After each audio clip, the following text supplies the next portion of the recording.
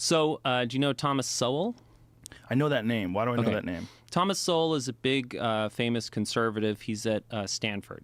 He's at the Hoover Institute, I think. Anyway, so, within this, first, just to set all of this up, we should set up briefly, how does culture work, right? And the way culture works is that it, like genetic evolution, it works based on blind copying. So what ends up happening is that you are in awe of people, right? You look up to people. And so you blindly copy the things they do. And specifically, you start by blindly copying from the outside, and then you work in. Thomas Sowell is a black guy, right? Okay.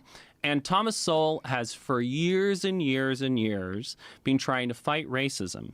But he's been trying to fight racism by having a conversation about culture.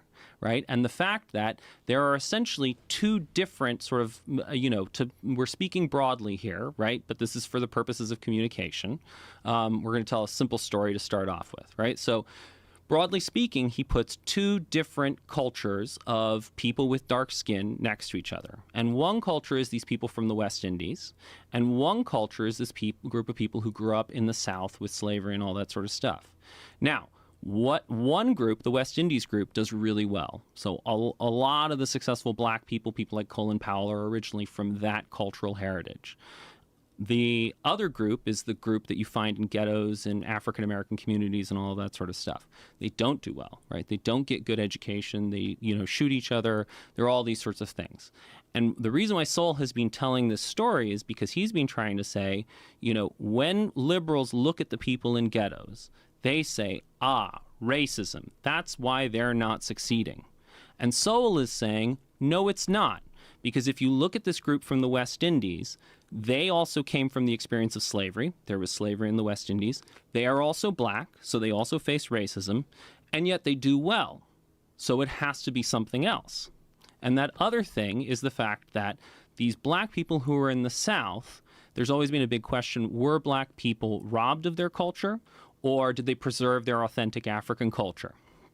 And what Sowell is saying is that they were robbed of their culture, and so they picked up the culture of the people around them, and the people around them were rednecks. And if you look at the white redneck culture and the black redneck culture, they have a lot of the same values. They don't particularly respect education. They love Jesus. They use violence in their conflicts, and there's just, a lot of the same values and a lot of the same outcomes. And even Ebonics, which is, black English, is actually all from the west of England. So it's actually this... What? It's from the west of England. So, for example, if you go to places like Cornwall, there used to be this amazing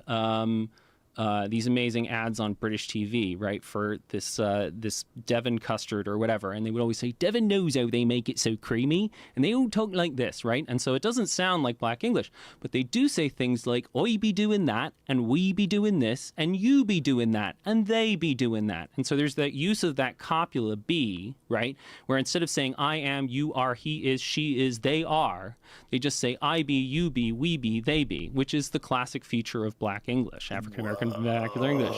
Right. Now, the point is that... Mind blower. Mind blower. Now, let's imagine that, how do you think that Thomas Sowell has been received by liberal America? Not well. Not well. Not well. And so, for example, Sowell has a book called Black Rednecks, White Liberals. Okay?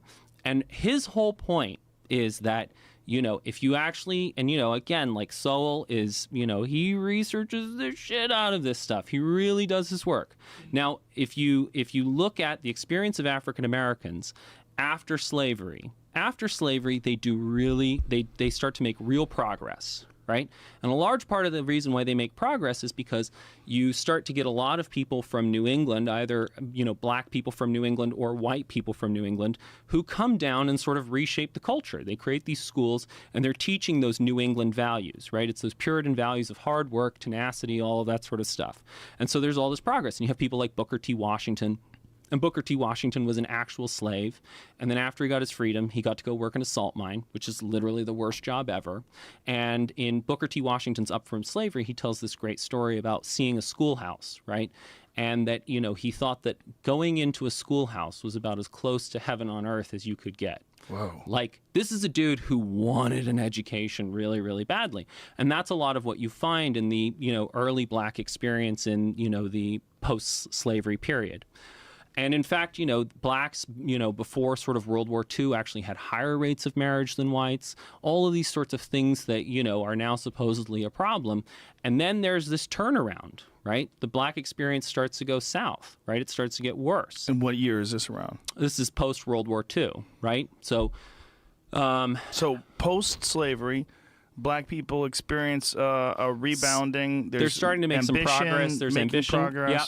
And I mean, if in terms of books to read, like, because a large part of what I'm trying to do in general is really let's move to the place of all people are created equal. Like, let's remove all these stupid distinctions, right, and really live that principle. And the problem is that in order to really live that principle, you need a new narrative that beats slavery. So, it's not, if you go and talk to racists, you can't just say racism is bad. Like, that doesn't destroy racism, right? What destroys racism is when you make sense of the things that they know, right? They see, people who are violent in the ghettos, or they see crime, or they see a lack of education, or they see that Africa is poor. And you're able to tell a better story that makes sense of the things that they know, but also comes out with the conclusion, oh, we actually all have the same potential.